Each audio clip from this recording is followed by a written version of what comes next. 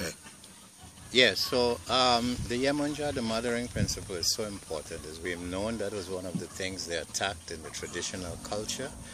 They went after the feminine principle because they say when you control a society, first you control, of course you did get rid of the men, you control the women who will control the children, and of course the men would eventually follow. So it was so important to go after that Yemunja mothering, nurturing principle. And that's something that we need to really work on and focus on. Of course, we know health is very important, and is similar one in the Yoruba tradition, the whole concept of Obaluwe. Considering that we need to look at our mental, physical, and spiritual health, and we know the structure of our system, and there's enough information on that right now. But that particular principle of cleaning the system up, purifying it, and so on. A couple of things I would like to conclude on in this. One is the concept of the warrior spirit within us. I think in the Yoruba tradition they might identify that as the the Ogun spirit. You know, all of us have a warrior spirit within us, right? And that warrior spirit has been under colonialism, under slavery, we have been stimulated to war on the physical plane where we will always be defeated. We have to go back into our tradition and war on the spiritual plane where we are indestructible and unconquerable. As we look at that same energy, that Ogun energy, as we travel along the highways and byways, even when we are focused, we run into so many dysfunctional energies out there. So it's very, very important for us to understand the importance of laying that foundation to guide our energy so that it could protect us along the highways and byways through our journey through life. There's another concept that we need to really look at is what has happened to us along that same line in terms of the whole concept of materialism. We know we live in a material world. We know the last Piscean age is a material energy, right? But we have become so material oriented that we forgot that the universe provided material things to us to assist us in our journey. Today we worship material things. Material things were given to us to serve us. Today we are serving material things. Today we go out and do 2 and 3 jobs just to buy an automobile. So we now, and that automobile sits all day while we are working. So we are now serving material things. We have to rise above that. Perhaps the most important concept that we have to look at is the whole concept of our purpose and our destiny. Who are we and why are we here? You could probably recall in many of our ancient cultures, we were taught that whenever a woman was conceived, the idea was that the community was in need of something, and the universe, the Almighty, would place in the womb of a woman a child, a spirit carrying a certain energy, and that child will be equipped with the resources to address whatever the society was in need of. So if you recall, in some instances, the high priest would put the woman in a trance, talk to that spirit and find out, why are you coming into this community? And that spirit that we would be in the form of a fetus or whatever would say, I am here because we have all this craziness going on in our community, we got AIDS and so on, and I am here to assist in the curing of that. So that person will be given the name, the curer of AIDS.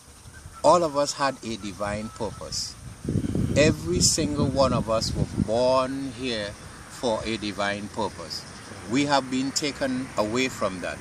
They tell us go to school, get an education and become somebody. They never teach us to be somebody.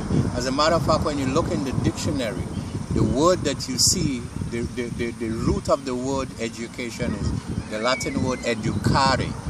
And you could look it up and you would see educe, E-D-U-C-E, which means to take out. And that is the concept in the ancient traditional African society. We never had the idea of putting something into a child. The whole society was structured to draw from that child the essence or the gifts that the universe gave that child that was designed to benefit the community. So these are some of the principles that we have lost. These are some of the principles that we need to get back to, that we need to look at. This is our time, people. And I want to close this session by again using two quotations, which are my favorite, that I used earlier, both by Dr. Wade Nobles, clinical social psychologist out of Oakland, California. Excellent website. And one of those quotes is, power is the ability to define reality and to have other people respond to your definition as though it's their own. Let me repeat that. Power can be defined as the ability to define reality and to have other people respond to your definition as though it's their own. Let me give you an example of that, Brother Hero. Brother Hero, if I tell you this that I'm wearing here now, right? If I tell you that this is an automobile that I'm holding on to now, what will you say? What will be the intelligent thing to say? It's not an automobile. Because based on what you're taught, this is you call it a cap, a tam, or whatever, right? Yes. But if I'm holding a loaded gun at your head, and you know I would pull that trigger if you don't say that this is an automobile, what is the intelligent thing for you to do? It's an automobile. Right. So when I initially said that this was an automobile, I didn't exhibit any power then. Right.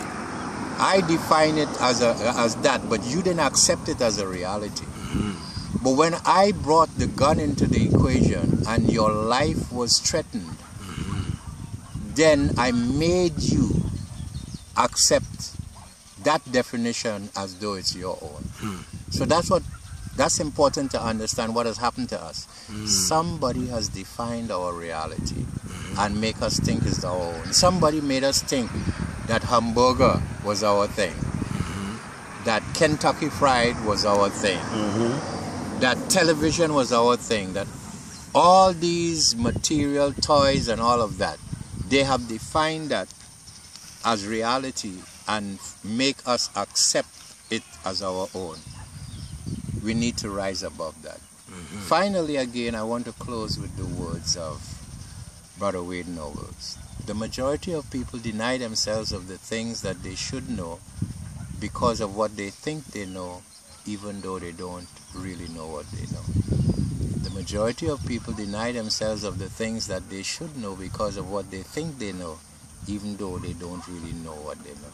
I will leave you to figure out that definition. That's powerful. My brother, it's always a pleasure. Yes. I want to thank you. They say talking is sharing, but listening is caring. Yes. I want to thank you and whoever has the opportunity to hear these few words. Right? I want to thank you for taking the time to listen to what we have to share. Mm-hmm. I close with the words of peace in the traditional African language, Hotep, and Hetep, which means supreme peace. Peace, brother. Hotep.